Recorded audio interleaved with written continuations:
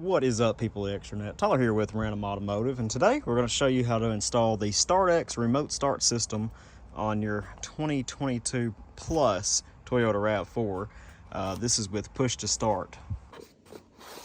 So in this box you get an assortment of wires and a thing here. You get the module itself, a label that warns that your vehicles are equipped with a remote starter. That doesn't seem very smart. I don't know, maybe it's a requirement. A panel separator, we'll need that, and it looks like instructions. So this is going to be a pretty no-nonsense video. We're just going to get straight to the point. If it does help you at all, be sure to subscribe. Also, please don't judge on how dirty my car is. Currently, I pretty much live and work out of this thing, so, you know, it is what it is. So the instructions that are included are not really instructions. It more or less tells you to watch a video here, and the video is kind of. So we're just going to go over it real quick. We'll take our panel separator tool, and we're going to just pop this panel off, going along the edges, trying not to scratch anything. Once that is out of there, it should just pull out like so. So that was easy enough. And then we should be able to take this panel here with the OBD2, come down here to the bottom, and you'll notice, you may need to take a screwdriver or something, there are two clips on either side of the OBD2 port, if this would focus, and we're going to push something in to push this out of here. Okay, so I was able to get in there with the panel separator tool and essentially just push this up. You can see it's loose now. You should be able to come up here and just pull down on this panel.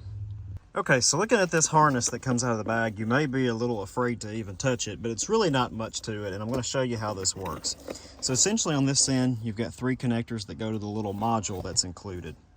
Then you have your OBD2 port, along with your two BCM control modules. Now, these are what hooks into your BCM of your car. And if you come down here, it is going to be kind of hard to see, but your BCM is on the right side here, this long black stack. And right behind this metal bar are the two connectors. Kind of hard to see them, but there's the first one. The second one is right on the bottom there near the white connector. We're essentially going to pull those out one at a time and put our harness in. So we'll start with our OBD2 connection. If we pull this panel down, you'll see this white piece that we pulled out earlier. We're going to connect the black of the larger clamp here. Sorry, that's a little shaky. We're going to connect this into that, and then this white piece will snap back in at the bottom where it was earlier. I'll show you.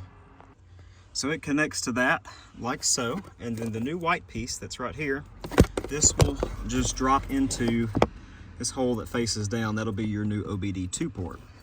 Then we'll come up, and the second harness down on the right side, you can see where my finger is there, kind of hard to see, we'll hook in there. You'll use your finger to pull that tab out, and then come to your harness, find the appropriate one to plug into the BCM, and then the harness wire hooks in there.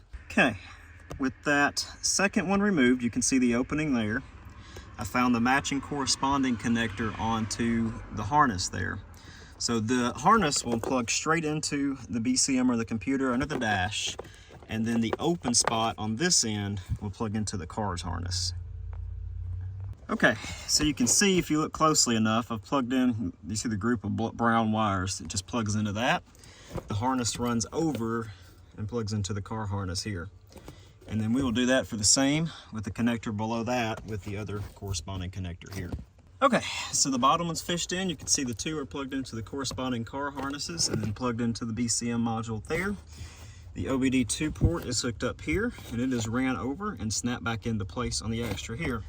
So that essentially just leaves you with your three wires that go to your box. So we inserted the black wire into the module here.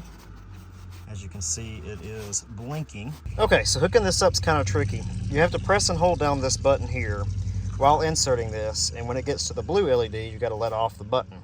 When it gets to the blue, you then insert the two remaining connectors. Kind of tricky.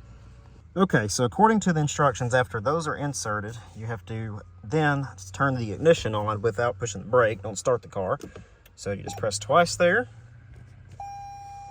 Then it says press and release the programming button. Okay, so you have to press and release that button. It'll start flashing rapidly. Press the start button once to turn off the ignition. Okay, so when that was flashing rapidly there, and we turn that off, we should be able to now see if we can remotely start the vehicle. So you take your key fob, press lock, lock, lock. See what happens. Doors remained locked. We do have activations of hazards. It looks like it's doing it all itself. Very nice. So what you'll essentially have to do, now that the module is activated, this is in remote start mode. If you get in your vehicle with the key fob, and when you press the brake, let's actually simulate unlocking the vehicle. Okay, the vehicle's now unlocked, we're in it, so to speak.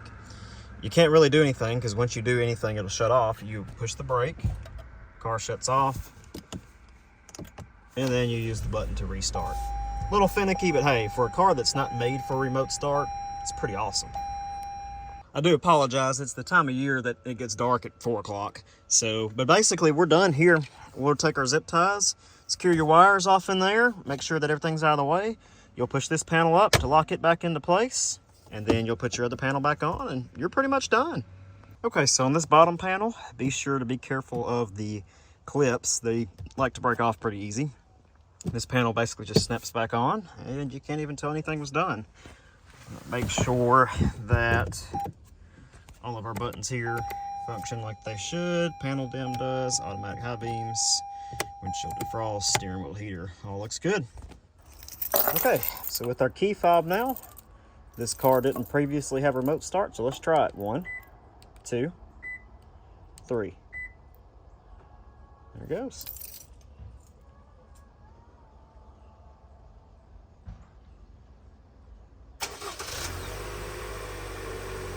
And it has started.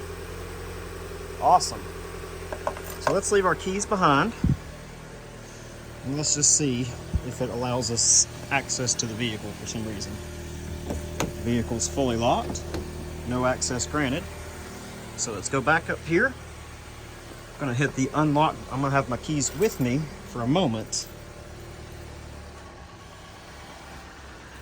Let's see if I can have access. Okay, so that works. Car shuts off. It's actually a pretty typical Toyota thing. So it's a little bit of a nuisance, but hey, it works. Hey, if you guys like this video at all, be sure to give it a thumbs up. Subscribe to the channel. It does help a lot. If you have any questions, be sure to put them down in the comments, and we'll catch you in the next one.